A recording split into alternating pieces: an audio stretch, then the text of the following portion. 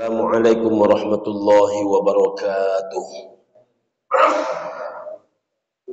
Alhamdulillahirabbil alamin. Allahumma shalli ala sayyidina Muhammadin wa ala alihi wa ashabihi ajma'in. Amma ba'du. Seluruh pengurus, orang tua kami yang kami muliakan, ibu dan bapak, hadirin wal hadirat, saudara sebaya, abang kakak adik dan anak-anak kami yang berhadir yang kami cintai, tamu Allah yang insyaallah senantiasa dimuliakan Allah Subhanahu wa taala. Amin ya rabbal alamin. Qala rajulun, bertanyalah seorang laki-laki kepada Rasulullah sallallahu alaihi wasallam, ayyus sadaqati a'zamu ajra ya Rasulullah? Kapan sedekah itu paling besar pahalanya ya Rasulullah? Sedekah itu besar pahalanya. Tapi kapan saatnya sedekah itu paling besar pahalanya? Membludak pahalanya. Kata Nabi sallallahu alaihi wasallam, qala, Nabi pun berkata, anta sadaqah, bersedekahlah engkau, wa anta sahihun. Pertama, dikala badanmu sehat. Kemudian kata Nabi, syahihun, dikala kebutuhanmu sedang banyak-banyaknya. Yang ketiga kata Nabi, takhshal faqara, di saat hatimu sedang takut mengalami kefakiran. Yang keempat kata Nabi, wa ta'mulul ghina, di saat engkau sedang berharap hidupmu kaya. La tumhil, jangan kau tunda-tunda sedekahmu. Hatta iza balagatil hulkum, apabila nyawamu telah masuk ke dalam tenggorokan, qulta li fulanin kada wa li fulanin kada, saat itu kata Nabi engkau akan berkata, untuk si fulan sekian, untuk si fulan sekian.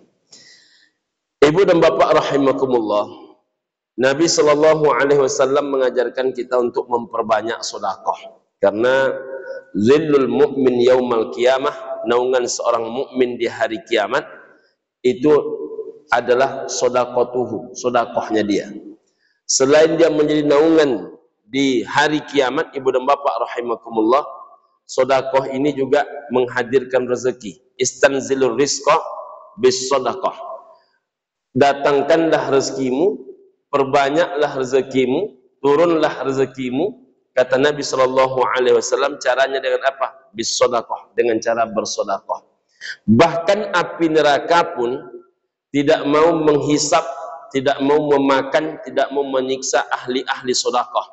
Makanya kata Nabi sallallahu alaihi wasallam, ittaqun nar, jauhilah olehmu api neraka, walau bisyikki tamratin, walaupun hanya dengan memberikan sebiji kurma.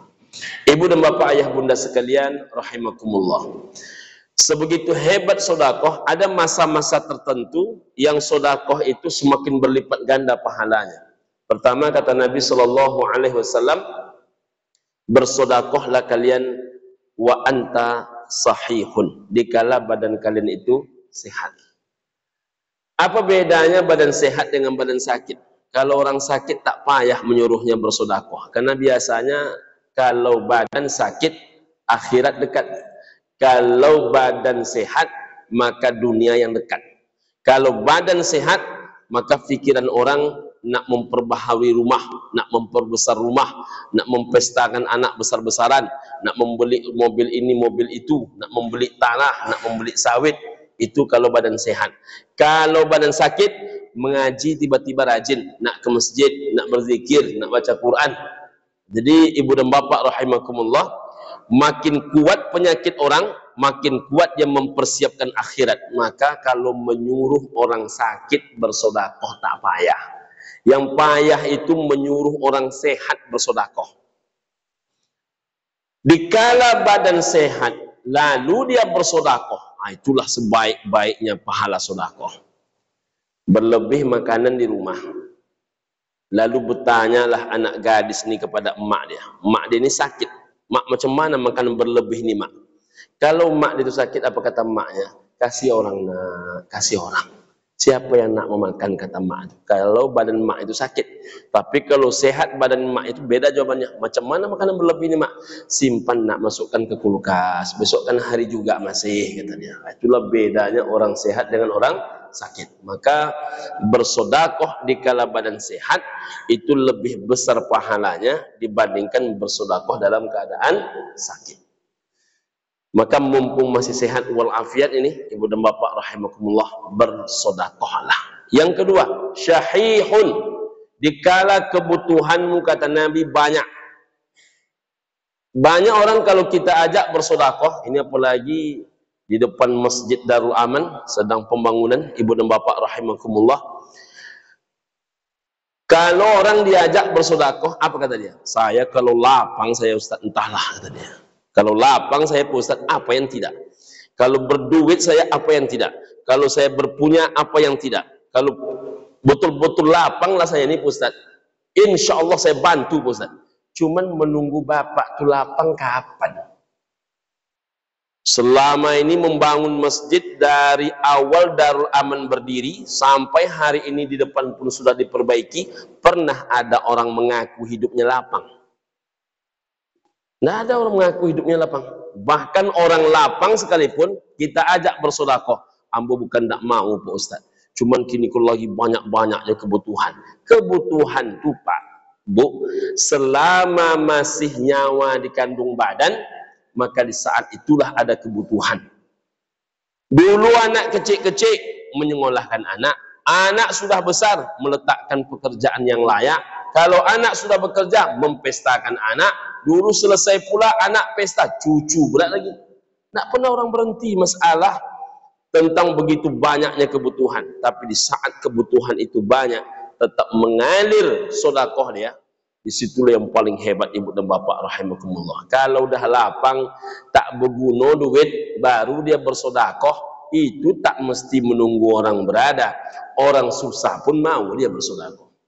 Ibu dan bapak rahimakumullah, maka sodakoh kedua terbaik selain bersodakoh dalam keadaan sehat, bersodakoh dalam keadaan kebutuhan sedang banyak-banyaknya.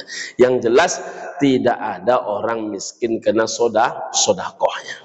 Yang ketiga, saat kata Nabi takhshal faqara, saat engkau takut mengalami kefakiran. Mengapa muncul istilah zakat profesi? Ibu dan bapak, zakat profesi dengan zakat mal itu pada hakikatnya dia sama. Bedanya cuman kapan dibayar.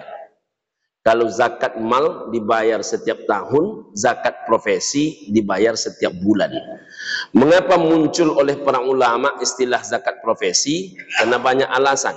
Pertama, ibu dan bapak rahimakumullah, zakat profesi itu menghindarkan ada harta yang termakan dalam keadaan yang syubhat ataupun tidak bersih. Contoh, 11 bulan setengah harta itu dia simpan dalam keadaan kadar nasabnya tercapai zakat. Kadar nasabnya tercapai zakat. Pas 11 bulan 15 hari dibelinya mobil Fortuner. Maka habislah uang yang akan dizakat itu semuanya, bahkan kurang pula 50 juta. Padahal 15 hari lagi dia mestinya membayar zakat.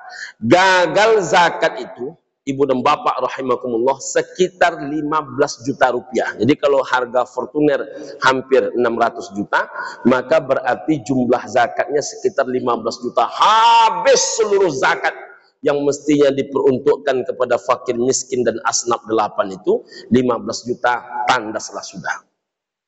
Maka kalau dibayarkan per bulan jauh lebih safety kehalalannya. Yang kedua, ibu dan bapak rahimakumullah, makannya fakir miskin itu bukan sekali setahun. Makannya fakir miskin itu setiap hari, setiap saat. Maka kalau dibayarkan per bulan, apalagi dibayarkan ke lembaga yang betul-betul amanah, maka bisa diatur siapa yang mau untuk mendapatkan makan yang layak. Maka kemudian ibu dan bapak rahimakumullah, ada lembaga dan wadah yang bisa untuk memfasilitasinya. Nah ibu dan bapak rahimakumullah, kalau dibayarkan per tahun, maka sekali setahun berduit, habis itu tak berduit balik. Nah yang ketiga ibu dan bapak rahimakumullah, syaitannya beda. Kalau duit 600 juta, jumlah zakatnya adalah 15 juta, sudah mulai tinggi tumpuannya. Maka syaitannya beda pangkatnya. Tapi kalau dibayar dia setiap bulan, dia hanya 1 jutaan, ibu dan bapak rahimakumullah. Syaitannya tak begitu tinggi pangkatnya. Belum lagi tinggi pengalaman dia menjadi syaitan. Maka agak mudah melawannya. Maka ibu dan bapak rahimakumullah, bersodakoh dikala hidup sedang membutuhkan, takhsyal faqra, takut kepada fakir, dibayar dia zakat dia setiap bulan, dikeluarkan dia sodakoh dia setiap saat, itu jauh lebih indah ibu dan bapak rahimakumullah. Walaupun sebetulnya setiap kita mengeluarkan ibu dan bapak rahimakumullah, rasanya ini tak cukup, rasanya ini dibutuhkan, rasanya ini mesti disetorkan, mestinya ini mesti dibayarkan, ini sudah mendesak pula. Semakin khawatir kita dengan dunia kita, maka saat itu kita berani mengeluarkan. Bapak ibu telah bertransaksi dengan jujur kepada Allah subhanahu wa ta'ala. Tak ada transaksi dengan Allah ini merugi. Yang keempat, wa ta'mulul ghina. Di saat hatimu sedang harap kaya, manusia ini ibu dan bapak rahimakumullah selalu mudah disusupkan kepada akal berfikir dia angan-angan. Rasa-rasanya kalau 15 juta ini diputar sekali putar, sekian untungnya. Rasa-rasanya kalau uang zakat ini ditunda pembayarannya, diputarkan ke sini, rasanya akan beruntung macam ini. Rasanya. Semakin kuat rasanya itu ibu dan bapak, maka lawannya adalah sedekah. Maka di saat itu manusia mampu bersedekah, itulah setinggi-tinggi nilai dan pahala sedekah. La tumhil, kata Nabi, jangan kalian tunda-tunda sedekah kalian itu hatta idza balaghatil hulqum, karena bila nyawa kalian telah masuk ke dalam tenggorokan kalian, saat itulah kata Nabi, kulta li fulanin kada wa li fulanin kada, kalian akan berkata untuk sianu sekian, untuk sianu sekian. Belum sampai lagi nyawa itu ke dalam tenggorokan ibu dan bapak, baru mulai tua manusia itu. Orang-orang tua tak satu dua yang sudah mulai berkata, rumah ini untuk sianu, tanah ini untuk sianu, sawit ini untuk sianu. Untuk dia yang punya sawit, yang punya tanah, tak ada sama sekali. Nah, jadi ibu dan bapak, sebelum datang masa seperti itu, bersedekahlah. Karena sesuatu yang bapak ibu makan dan minum, dia akan busuk. Sesuatu yang dipakai, dia akan lapuk. Sesuatu yang ditabungkan, pasti jadi rebutan. Dan sesuatu yang diinfakkan, disedekahkan, dizakatkan, itulah sebenar-benar tabungan. Mudah-mudahan ada manfaat, ada kebaikan. Terima kasih. Subhanakallahumma rabbana bihamdika asyhadu an la ilaha illa anta wa astaghfiruka wa atubu ilaik. Assalamualaikum warahmatullahi wabarakatuh.